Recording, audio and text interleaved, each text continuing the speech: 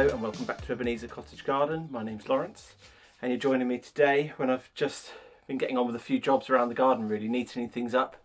As you can see, I've extended some of my vegetable beds outside. There were individual raised beds, but I've taken the raised beds out, the frames, and just turned them all into individual large beds so I can cram a little bit more in. So now I'm just going to have a go at mulching in my greenhouse. I don't know how much of this you can see really, but I've got my garlic in already, so I don't want to bury it too much. But yeah, I've just got some fresh compost here for the year, so I'm going to level this out, re-wood chip my path, get everything looking really neat and tidy.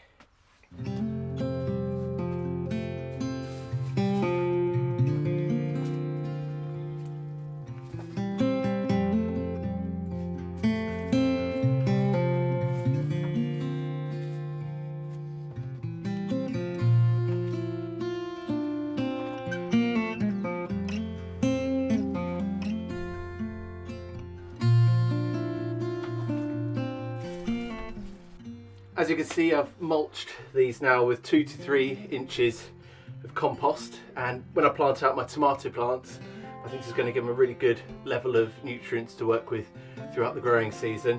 I might dot in some salad onions, some spring onions and things as we go along in here, but I certainly won't be planting out chilies in front of the tomatoes as I did in previous years because there was just too much competition. So next is for me to wood chip this path again.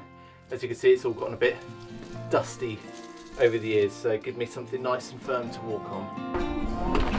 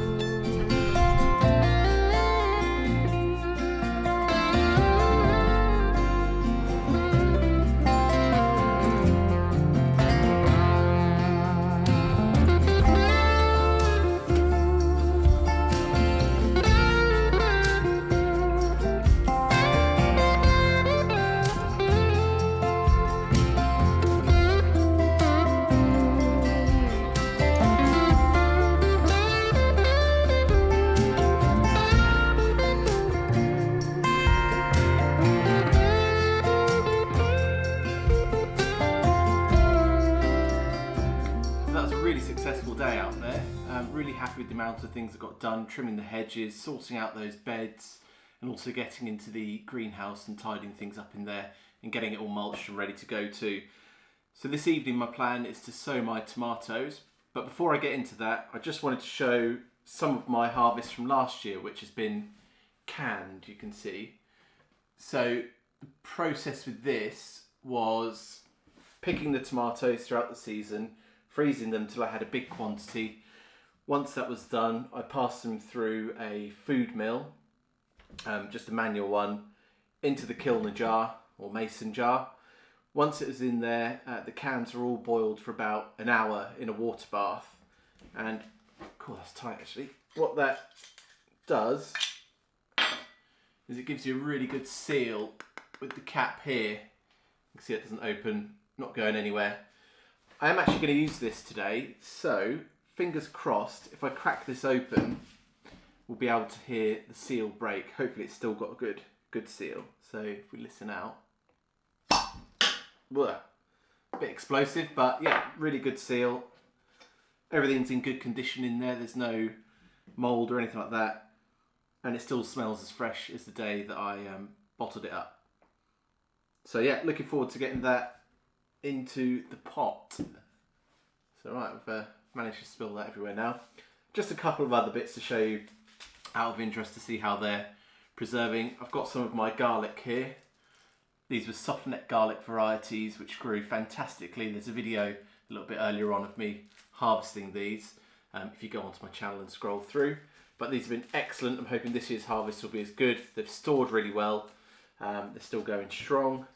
And then we've got some beans here, which dried in the pods on the vines themselves.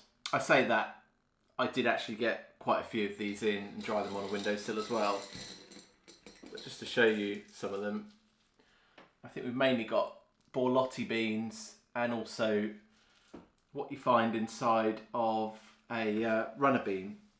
I think they call these scarlet beans in America, other parts of the world, but absolutely amazing bean. Hopefully you can see it there.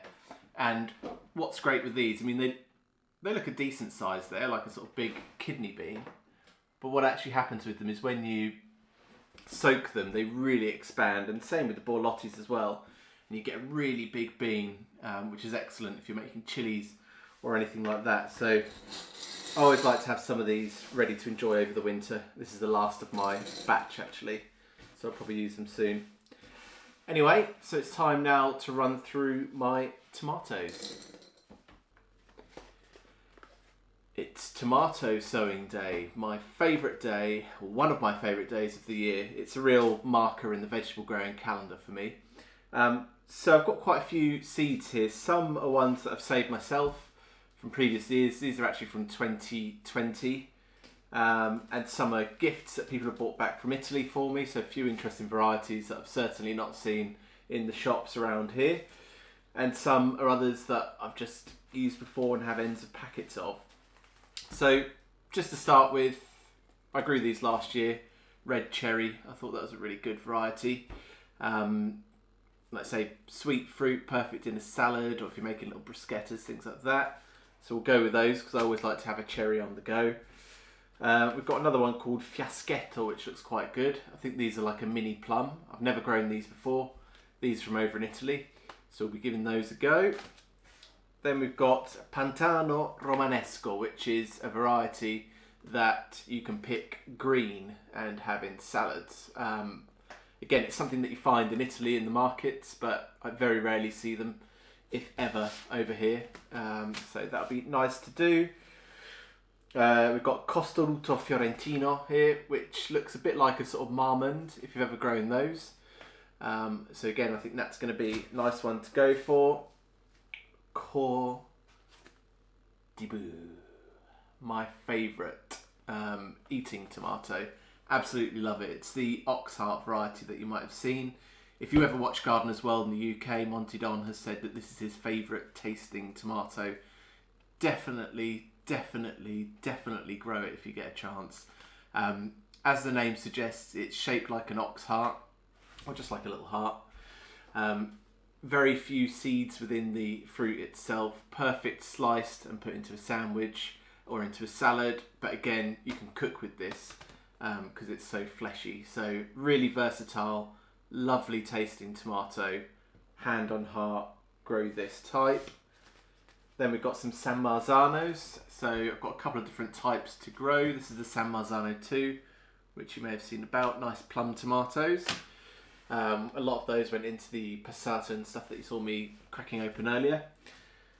Then I've got a standard Roma from Italy, which I'm going to give a go. Again, this seed came over from Italy. I think it's an organic seed. It's always handy to have. Red cherry we've covered. Then I've got another version of a San Marzano called a Ridotta, which, like a little packet there, but that's maybe a slightly larger fruit. I'm still trialling those. Rosa di Sorrento. These were grown last year. Again, a bit like the Oxheart ones. Really nice, fleshy, more of a pink colour fruit. These ones, you want to make sure you're picking them pink, not leaving them to get red, because the tomato itself ripens from the inside out. So if you pick it when it's really red and soft, it's going to be a bit too mushy on the inside. So keep an eye on that. Then you've got one of my oldest loves in the tomato world, the Opalka. You don't see this variety very often. I saved these seeds in 2020, so I'm hoping we're going to get a germination out of them. Otherwise, I've got some other seeds to try, but I'm a bit unsure whether they're the correct variety because I think they've been mislabeled by the company. But these are Polish tomato. If you Google them, Opalka, you'll see, if you hit images, some massive ones that people grow. Absolutely huge. And I guess that's just if you get the exact right climate. But they're a really nice plum tomato, perfect for cooking, preserving. Generally, some of them can grow pretty big like this. and they've got a little pointy tip. So fantastic heirloom variety, really worth giving a go. Bit difficult to get your hands on. The seeds usually coming from America, but you can find them in the UK. And then I'm going to go for a few Marmonds as well. You can't go wrong with them, so we'll do a few of them. One packet which I haven't got in front of me, but I have got upstairs, I think, is Black Crimson. So I'll be doing some of those just to grow a bit of a slightly different looking fruit. So all I've got here to sow my seeds into is a seed tray. I'm going to do 6 rows, and then I'll start off a second seed tray for the rest of my tomato varieties. So all I do with these is just make a little trench, get your seed. I think we'll go with my Opalcas, see how they're looking.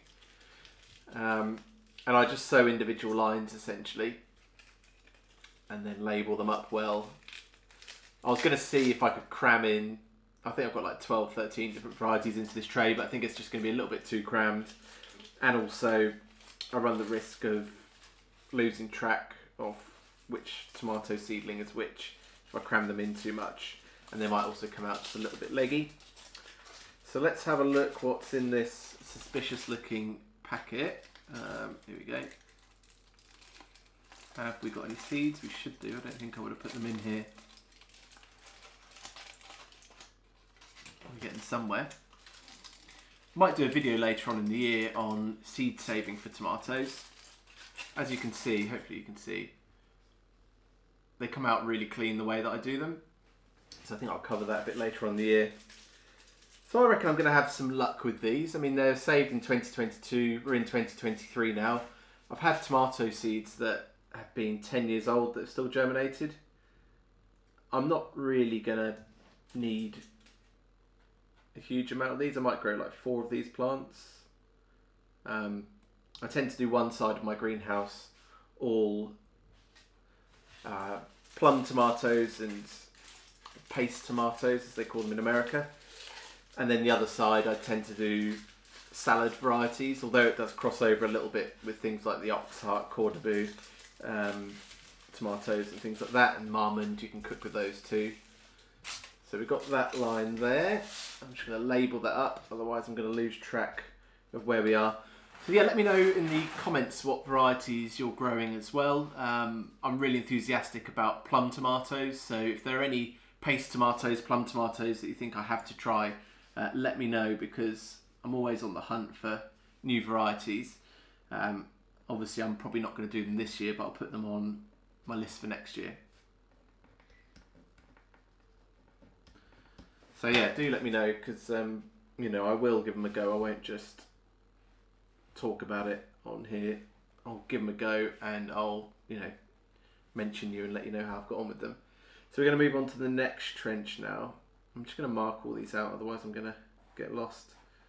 That's 3, 4. I think I'm just going to do 5 in here today. Let's get these Rosa di Sorrento in. I have to say the Italian names with a bit of an accent on them, because my mum's from Italy, so we grew up learning a lot of Italian, so it would be against my nature to call them Rosa di Sorrentos. I can if you want me to, but yeah, I can't do it. Can't do it. So anyway, I'm just going to sow these not too closely. I mean, I'd be happy with about 1 centimetre apart if it happens, but hopefully just a little bit more space than that. I've got I've got 1 seed left for next year. You never know. I might struggle to find them next year, and that one saves me. Okay, so Rosa, I'm just going to do D and then S. I think I know what that is. Pop that one in there. So these are going to go onto a heated propagator. We'll get those going. Okie doke. This is all peat-free compost as well. shall we get some San Marzanos going? This is the Redorta variety. Again, I'll probably save a few of these. It's quite an expensive seed, this one. And hard to get hold of. They sell out quite a lot. Oh, I'll just get them all in there. I can give them away to family if I have too many. My sister and her fiance have a greenhouse. My dad's got a greenhouse. My brother and his fiance, they have a greenhouse too. So any spares that I've got will go to good use. My mother-in-law will have some as well. So that was San Marzano. Yes, I'm hoping it's going to be a good tomato year this year. Yeah, last year was all right, but we were really busy in the hospital with the babies, things like that, and obviously that was all going on. So it was hard for me to take care of them as much as I would. Still got a really good crop, but something I want to do this year is just get a bit of shading in the greenhouse, because I just found that the tops were getting a bit scorched. So I'm going to experiment with a bit of shading and just see if that helps a bit. I mean, it gets so much sun, that greenhouse. Sometimes it gets to about 40 degrees in there. Let's get the other San Marzano in, which is great. You know, I mean, that's quite hot, but it's nice that it does heat up. I just have to manage it a bit with wetting the paths, things like that in there. I've got a nice new packet here. So I'll probably also have, I mean, I have a aubergine plant in there usually, go with some grafted aubergines, and I'll have a melon in there. I need to find all these seeds. They're all about somewhere. Yeah, I've got a melon which I got from Real Seeds, and oh, there's loads in here. I think it's actually a Ukrainian variety, certainly from that part of the world, and it's supposed to grow really well in the UK. I mean, no melon grows fantastically, but you can get a tasty little melon over here if you try. But I'm hoping that that variety is going to do well for me. I had some really good luck last year growing them outdoors, not even under glass, and that was with a grafted one. I did quite a lot of grafted experiments last year. And yeah, that was a really good tasting watermelon. So yeah, I'll see if I get my hands on the plants for those. I probably won't mail order them, but if I see them about at a garden centre, I will buy some. But yeah, I'm going to try this other variety as well, so we'll see how we get on with those. San Marzano 2. I'm being a bit lazy and just pinching the compost over the top of the seeds. Whereas normally I'd top it off with some compost, but as I say, I'm just being a bit lazy. Hopefully I won't get any of the varieties crossing over. So they're done. Shall we get some Romas going? I'm going to go with the organic Romas, which again came from Italy. And then we'll see how these do. But it'd be interesting to know do you experiment with different tomatoes? Do you not really care what you grow as long as you've got some? Do you just take hand-me-downs off a neighbour or a friend? And if you're in the UK, what's your success growing them outside? I have had some success. I tend to find that the cherry tomatoes have worked a bit better for me, probably because they're a smaller fruit. But I've got the fear now that if I have tomatoes outside and I've got tomatoes in my greenhouse and I'm leaving the door open on my greenhouse for ventilation, I get the fear now that if the outdoor tomatoes get blight, that the spores might blow over into my greenhouse. I know that they travel through water, so the theory might be wrong, but yeah, I'm so precious over my tomatoes that I'm a bit worried that yeah, that they'll get blight from the ones outside. But then again, it's the same kind of blight that potatoes get here. So, you know, I do grow potatoes outside, so I'm just worried about nothing perhaps. But yeah, let me know what your thoughts would be on that. So we've got Roma tomato. And that's it. I think I'm not going to make you watch me do this all over again with another tray. I think that'll do for today's video. So thank you for watching. I do not know what I'm going to be doing next time, but I'll be doing something. I quite fancy doing a bit of cooking soon. I'm going to try and bring a bit more of that into my videos, but obviously that's going to kick off as and when the crops are coming in, because I like to cook with the things that I grow on camera. So thanks again for tuning in. I'll see you next time, and happy gardening.